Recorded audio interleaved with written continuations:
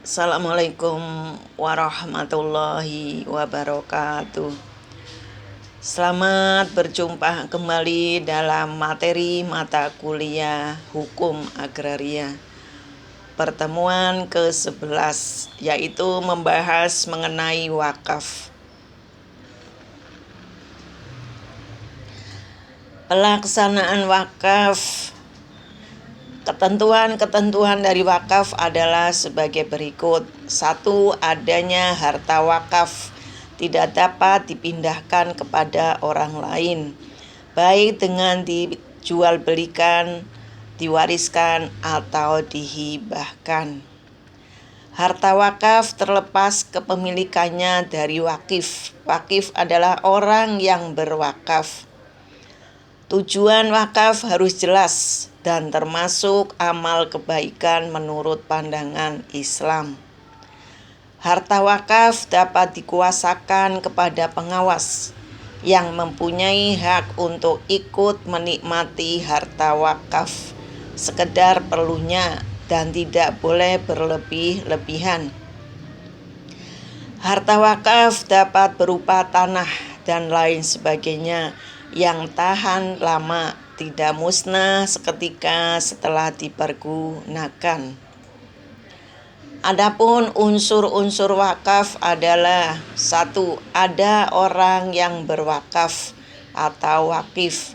Menurut pasal 7 Undang-Undang Nomor 41 Tahun 2004, wakif meliputi perseorangan atau organisasi atau badan hukum. Adanya harta yang diwakafkan atau mauquf terdapat dalam pasal 15 yang menyatakan harta benda hanya dapat diwakafkan apabila dimiliki dan dikuasai oleh wakif secara sah. Ada tempat kemana diwakafkan harta itu atau tujuan wakaf. Adanya akad atau pernyataan wakaf atau dalam istilah Arabnya yaitu sighot.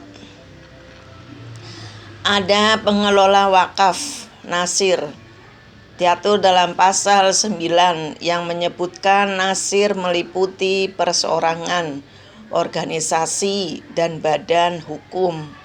Ada jangka waktu yang tidak terbatas.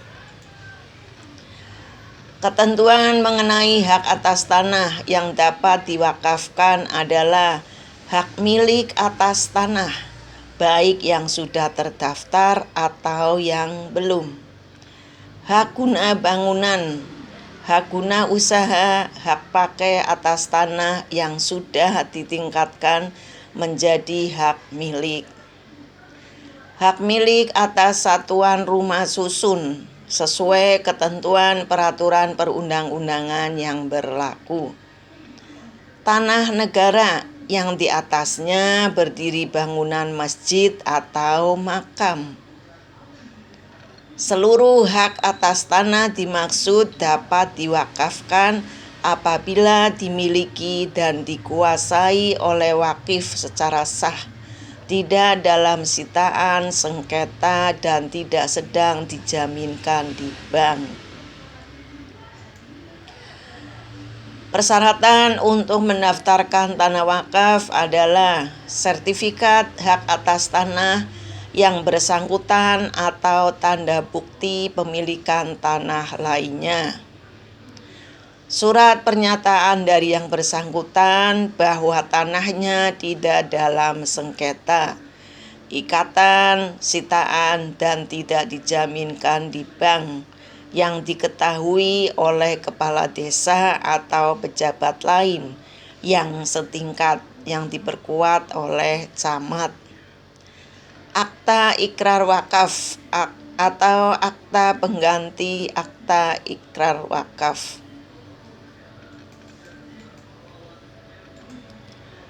Tata cara pendaftaran tanah wakaf. 1. Dilakukan berdasarkan akta ikrar wakaf atau akta pengganti akta ikrar wakaf. Terhadap tanah yang sudah berstatus hak milik didaftarkan menjadi tanah wakaf atas nama nazir. Terhadap tanah hak milik yang diwakafkan hanya sebagian dari luas keseluruhan, harus dilakukan pemecahan sertifikat hak atas tanah dahulu. Kemudian didaftarkan menjadi tanah wakaf atas nama nazir. Terhadap tanah yang belum berstatus hak milik yang berasal dari bekas tanah milik adat dapat langsung didaftarkan menjadi tanah wakaf atas nama nazir. Terhadap tanah yang sudah terdaftar dengan hak-hak lain, ditingkatkan haknya menjadi hak milik, kemudian didaftarkan menjadi tanah wakaf atas nama nazir.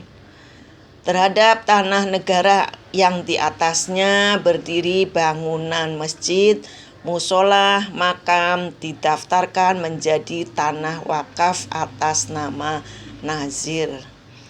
Demikianlah uraian secara singkat, selebihnya kalian bisa membaca di dalam deskripsi materinya. Terima kasih. Wassalamualaikum warahmatullahi wabarakatuh.